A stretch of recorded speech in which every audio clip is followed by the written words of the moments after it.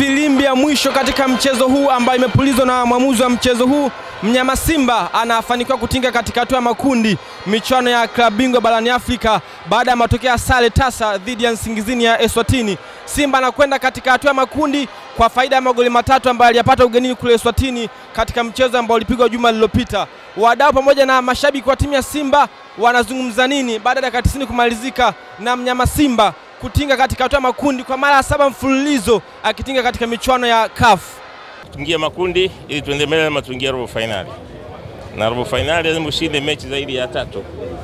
Na hii timu watu wanafikiria kwa sababu hawajui, ni timu ngumu sana. Nilikuwa naifuatilia wakati wanajiandaa hapa kwa mechi hizi, walienda South Africa.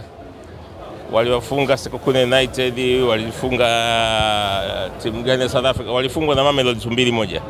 Kwa ni timu ngumu. Timu zote 4 zimefuzu na ilikuwa ni nzuri katika ligi yetu ya Tanzania kwa timu kufanya vizuri. Na hasa katika mkoa wetu wa Dar es Salaam ambao tuna timu 3 kwenye mkoa wetu na zote zimefuzu katika stage inayofuata. Kwa hiyo tuseme tupongeze viongozi wa timu zote na wachezaji kwa kazi kubwa waliofanya kuhakikisha wamefanya vizuri katika mashindano makubwa barani Afrika. Tumefurahi, tumefuzu, lakini nilitamani tufunge goli nyingi sana, ila alhamdulillah tunamshukuru Mungu tulipofikia. Tumecheza kawaida sana.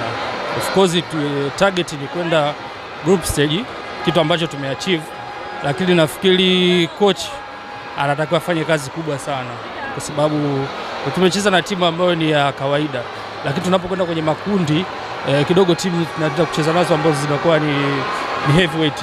Leo kiuhalisia kwa sababu tumepata sare, lakini tumeona timu yetu imecheza kwa kiwango cha juu, japo wenzetu walikuja na mfumo wa kuzuia. Tunaona kama wamekuja kwamba muda wote tulikuwa wanakimbilia goli kwetu tu na hatukuweza kufanikiwa kupata goli lolote, lakini Simba icheza katika kiwango cha juu na hata hivyo hatukufanikiwa kupata goli lolote, lakini tunaona mashambulizi yamefanyika, mashambulizi kadha wa kadha. Kwa mara ya kwanza Tanzania inafanikiwa kupeleka timu zote 4 katika hatua ya makundi michuano ya CAF.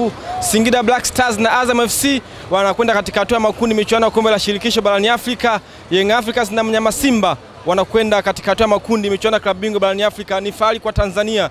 Kutoka hapa katika uwanja wa Benjamin Mkapa, mimi ni golikipa kisasa mpira Eden Bahati na hii ni Channel 10 Michezo.